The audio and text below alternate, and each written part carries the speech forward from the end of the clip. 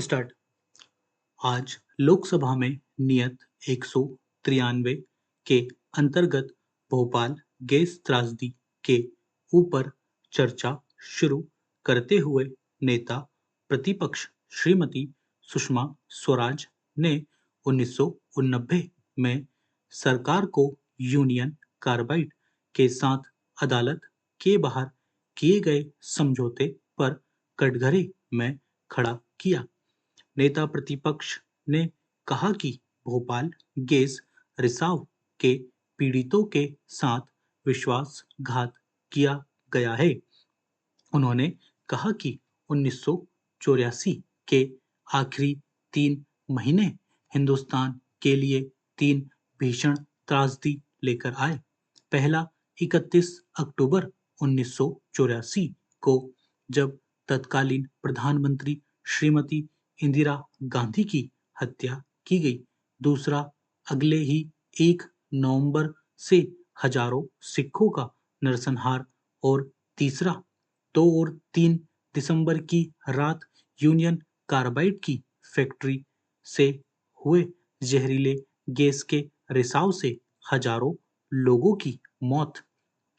पहली त्रासदी की पराकाष्ठा थी, दूसरी क्रूरता की और तीसरी लापरवाही की पराकाष्ठा थी। लापरवाही की पराकाष्ठा इसलिए क्योंकि मौत भोपाल पर अचानक नहीं बरसी थी। मौत पिछले 2 वर्षों से दस्तक दे रही थी।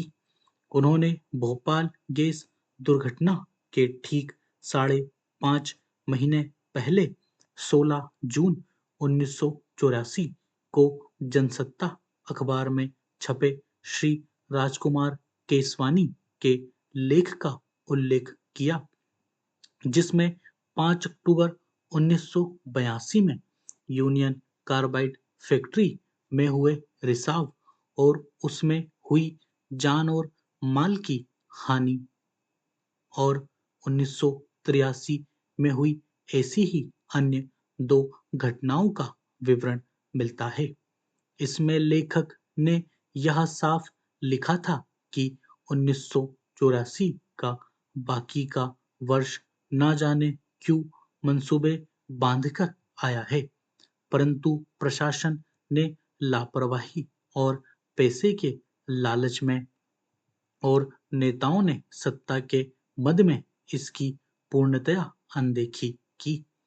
नेता प्रतिपक्ष ने इमरजेंसी के दिनों की याद दिलाते हुए कहा कि यूनियन कार्बाइड ने 1970 में एमआईसी के भारत उत्पादन के लाइसेंस के लिए आवेदन दिया था, जो कि 5 वर्षों तक लंबित रहा, परंतु 1975 में सभी नियम कानूनों को ताक पर रखकर यह लाइसेंस आवंटित कर दिया गया।